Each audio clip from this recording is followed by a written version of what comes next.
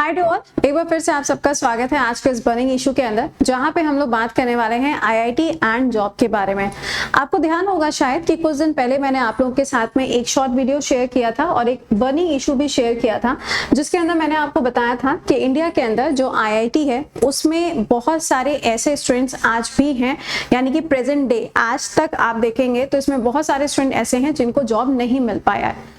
Overall अगर आप देखो तो हमेशा हम ये सोचते हैं कि अगर हमने आईआईटी से पढ़ाई की है या फिर अगर हम आईआईटीएन हैं तो डेफिनेट सी बात है कि हमें जॉब तो मिलेगी, वो भी एक अच्छा पैकेज मिलेगा। तो यहाँ पर क्या हुआ था, ये डेटा रिलीज किया गया था अभी कुछ महीने पहले की बात है। उसके बाद में आईआईटीज के द्वारा उनका एक ट्वीट भी आया था, उन्होंने एक्स के ऊपर अपना एक ट्विटर अकाउंट के ऊपर अपना एक ट्वीट भी शेयर किया था जिसमें उन्होंने बोला था कि ऐसा कुछ भी नहीं है। तो इसके ऊपर फाइल की गया था क्या, आरटीआई यानी कि राइट टू इन्फॉर्मेशन को इसके ऊपर फाइल किया गया, जिसका डेटा रिलीज किया गया। तो आइए जरा शुरुआत से इसको समझते हैं कि कहानी में क्या क्या चीजें हैं और क्या क्या चीजें यहाँ पे आपको मालूम होनी चाहिए। तो सबसे पहली चीज अगर हम डिस्कस करें तो वो है आरटीआई, जिसे हम कहते हैं राइट टू इंफॉर्मेशन, सूचना का अधिकार। ये जो आरटीआई है ये अपने देश के अंदर 2005 में आता है और आरटीआई आप किसी भी चीज के लिए फाइल कर सकते हो, लेकिन इसमें मेंशन किया गया है कि अगर कोई भी प्राइवेट कंपनी है या फिर कोई भी ऐसी चीज है जो डिफेंस के फील्ड में है, या मान लीजिए कि कोई ऐसी चीज है, फॉर एग्जाम्पल आपका आईबी सेक्टर है, इंटेलिजेंस ब्यूरो है, तो इस टाइप के जो डिपार्टमेंट्स हैं ना जो हमें सिक्योरिटी प्रोवाइड करते हैं, इनके ऊपर आप आरटीआई फाइल नहीं कर सकते। बाकी किसी भी पब्लिक चीज के ऊपर आप आरटीआई को फाइल कर सकते हो। तो अभी कुछ समय पहले की बात है कि यहाँ पर एक आरटीआई फाइल किया गया था। ये फाइल किया गया था आईआईटी कानपुर के एक स्टूडेंट के द्वारा जिनका नाम था धीरज सिंह। इन्होंने इस आरटीआई को फाइल किया। अच्छा ठीक है, अब आरटीआई को फाइल किया क्यों गया था, कोई तो इसका कारण होगा, कोई तो रीजन होगा। तो यहाँ पे बताया गया था कि 38% of the student across 23 campus are still unplaced this year, a significant challenge in job placement. अगर आप देखें तो बहुत सारे ऐसा डेटा रिलीज होता रहता है जिसके अंदर बताया जाता है कि अपने यहाँ पे जो अनएम्प्लॉयमेंट का रेट है वो धीरे धीरे करके बढ़ता चला जा रहा है, राइट। सेम चीज आपको आईआईटी के स्टूडेंट्स के साथ भी देखने को मिल रही है, जिसमें बताया गया है आईआईटी में अगर आप देखोगे तो सबसे पुरानी आईआईटी कौन सी है, आईआईटी खड़गपुर है। लेकिन 23 कैंपसेस जो आईआईटीज के हैं, इनमें से 38% ऐसे स्टूडेंट्स हैं जिनको आज तक जॉब प्लेसमेंट नहीं मिला है। जॉब प्लेसमेंट नहीं मिला इसका मतलब क्या है, जो भी आईआईटीएंस होते हैं या बाकी के किसी भी कॉलेज के अंदर अगर कोई इंजीनियर्स हैं तो वहां पे कंपनीज आती हैं उनको हायर करने के लिए, लेकिन यहाँ पर क्या हो रहा है 38% स्टूडेंट को अभी भी हायरिंग नहीं मिली है, यानी कि कंपनीज कम आई हैं। दूसरा पॉइंट यहाँ पे बताया गया है कि 6400 student registered for the placement at the older 9 IIT this year with 37% still jobless. इसमें बताया गया है कि जो लास्ट टाइम से अभी की अगर हम बात करें, यानी कि 2023 से 2024 की अगर हम बात करें, तो अभी भी 37% के ऐसे स्टूडेंट्स हैं जिनको जॉब नहीं मिल रहा है, जबकि यहाँ पे इतने स्टूडेंट ने अपने आप को रजिस्टर किया हुआ है किस चीज के लिए, कि भाई हमारा ग्रेजुएशन पूरा हो रहा है, now we are eligible for the job. अगला पॉइंट इन्होंने बताया है इन न्यूअर 14 यानी कि 14 आईआईटी जो हैं स्टूडेंट ने यहाँ पे रजिस्ट्रेशन कराया है, जो कि लास्ट टाइम से 1.3 टाइम्स ज्यादा है। लेकिन वही सेम चीज है, यहाँ पे भी आपको अनएम्प्लॉयमेंट का जो रेट है वो ज्यादा देखने को मिल रहा है।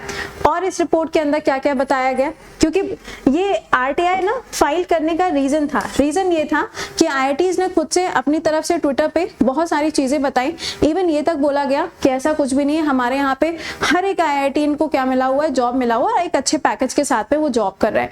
बट यहाँ पे ये जो पूरा डेटा इन्होंने पब्लिश किया है, जिसके बाद में काफी ज्यादा शॉकिंग चीजें आपके सामने आई हैं। अब आप सोचो कि आईआईटीएंस का अगर ये हाल है तो अपने यहाँ पे जो बाकी कॉलेजेस हैं उनका क्या ही हाल हो रहा होगा, वहां पे प्लेसमेंट्स आ रहे हैं कि नहीं आ रहे हैं, है ना। बहुत ही ज्यादा मुश्किल तो होती है ना। तो यहाँ पे देखिएगा, ये इन्होंने यहाँ पे अपना डेटा बताया हुआ है।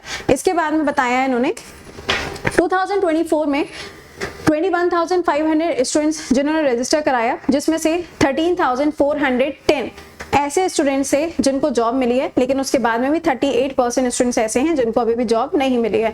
इसके अलावा यहाँ पे ये भी बताया गया है कि अगर हम देखें तो बाकी बहुत सारे ऐसे IITians हैं जिन्होंने अपने आप को पिछले साल से लेके रजिस्टर कराया है, यानी कि 2023 से ही रजिस्टर कराया हुआ है, बट स्टिल उनको अभी भी जॉब नहीं मिला है। ये फाइल किया गया था किसके द्वारा? धीरज सिंह जी के द्वारा, जो कि IIT कानपुर से ही बिलोंग करते हैं। तो यहाँ पे आप देख पा रहे होंगे IIT के द्वारा यहाँ पे काफी सारी चीजें बताई गई थी पहले, उसी के बेसिस पे इन्होंने बताया। अच्छा, अब बात आई है कंपैरिजन की। कंपैरिजन में आप देखेंगे तो 2022 से 2024 तक का इन्होंने डेटा बताया है, जिसके अंदर बोला गया है ओल्डर 9 IITians इंक्रीज बाय 1.2%, यानी कि अगर हम IITians की बात करते हैं तो इनकी संख्या बढ़ी है, 1.2 टाइम्स इनका जो नंबर है वो इंक्रीज हुआ है, while the number of the unplaced student grew by 2.1%, यानी कि अगर हम इसको कंपेयर कर रहे हैं 22 से 24 को कंपेयर कर रहे हैं तो संख्या तो बढ़ी है, स्टूडेंट्स तो बढ़े हैं, लेकिन इसी के साथ साथ में जो अनएम्प्लॉयमेंट रेट है वो भी यहाँ पे इंक्रीज हुआ है, दैट इज 2.1 टाइम्स, यानी कि हर चीज में आप देखेंगे तो चीजें जो डबल होती चली जा रही हैं।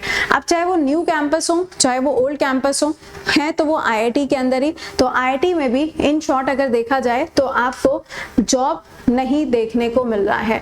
यहाँ पे इन्होंने एक और चीज, मतलब इन्होंने जब RTI को फाइल किया तो उसके बाद में इन्होंने 2024, 2023, 2022 इन सब का इन्होंने डेटा भी शेयर किया हुआ है, जिसमें आप देखेंगे तो 2024 में रजिस्टर्ड फॉर प्लेसमेंट 21,500, प्लेसमेंट हुआ कितने का? करीबन 13,000 का। येट टू बी प्लेस, जिसमें से 8,000 ऐसे हैं जो कि अभी प्लेसमेंट से दूर हैं, जिनका प्लेसमेंट नहीं हुआ, और इसमें आप देखोगे तो 38% का रेशियो आपको देखने को मिल रहा है।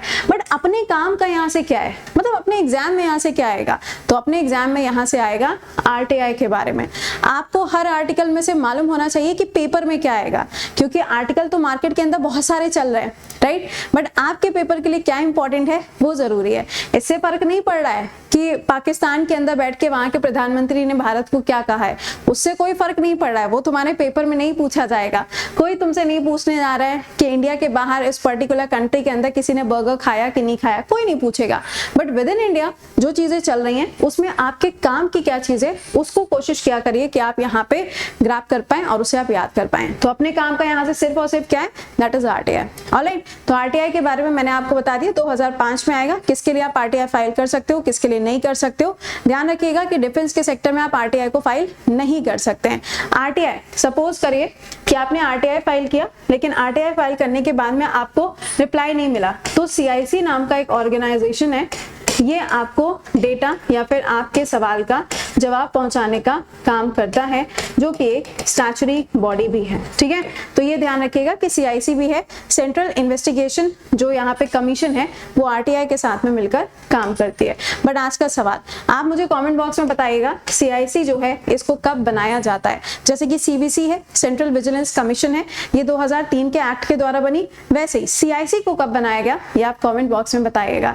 तो ये था अपना आज का बर्निंग इशू। आई होप कि आप समझ गए होंगे कि RTI फाइल करने के बाद में RTI ने क्या अपना डेटा रिलीज किया है। तो वो बात बिल्कुल सही थी कि जी हाँ, IITians अभी भी प्लेस्ड नहीं है, उनको अभी भी जॉब नहीं मिला है। तो चलो फिर मिलते हैं सुबह 7 बजे करंट अफेयर्स के सेशन में। टिल देन खुश रहिए, मुस्कुराते रहिए, bye bye, take care to all.